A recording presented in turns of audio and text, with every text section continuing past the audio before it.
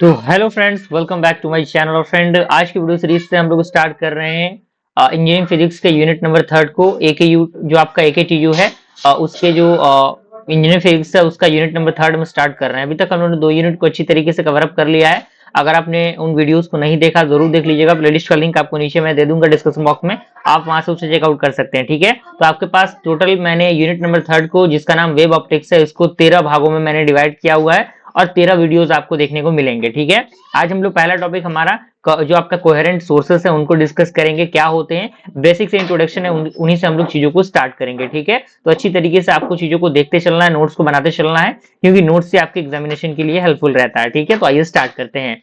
पहला टॉपिक आपका है कोहेरेंट सोर्सेस। डेफिनेशन कह रहा है कि two sources are said to be coherent if, यानी दो आपके सोर्सेस, जब भी आपका दो सोर्स कोहेरेंट कब कहलाएगा, जब ये क्या होंगे, they emit light wave of the same frequency, यानी जब वो इमिट होंगे लाइट वेव के सेम फ्रीक्वेंसी से, जिसका वेवलेंथ क्या हो, सेम होगा, और मेंटेन करेंगे एक कांस्टेंट फेज डिफरेंस को। तब यानी जब ये कंडीशन फुलफिल करेगा कोई भी आपका वेव होगा, तब हम उस कंडीशन में कहेंगे कि ये क्या है, कोहेरेंट सोर्सेस है। और ध्यान रहे कि ये दो सोर्सेस होने चाहिए, सिंगल सोर्स पे काम नहीं करेगा।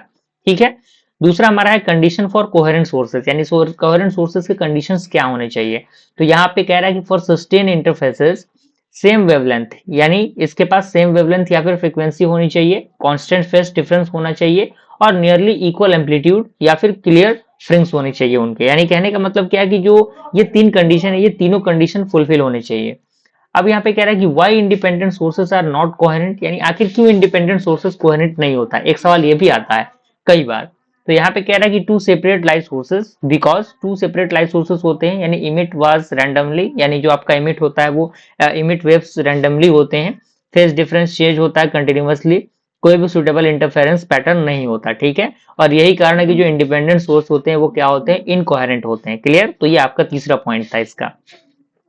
अगला हमारा क्वेश्चन कह रहा है कि how to obtain the coherent source, यानी किस तरीके से हम लोग कोहेरेंट सोर्स को क्या करते हैं, ऑब्टेन करते हैं। तो इसके अगला फंडामेंटल है। पहला कह रहा है कि in practice coherent sources are obtained by, यानी प्रैक्टिस के साथ ये इस चीज को ऑब्जर्व किया गया है कि जो कोहेरेंट सोर्स है वो ऑब्टेन्ड होते हैं किसके द्वारा, किसके द्वारा, by the division of wave front. जैसे एग्जांपल आपका है Young's double slit experiment, Fresnel prism. इन सारी जो टॉपिक आपको सामने एग्जांपल दिख रहे हैं ना, इनको हम प्रॉपर वीडियो के माध्यम से देखेंगे इसी यूनिट के अंदर।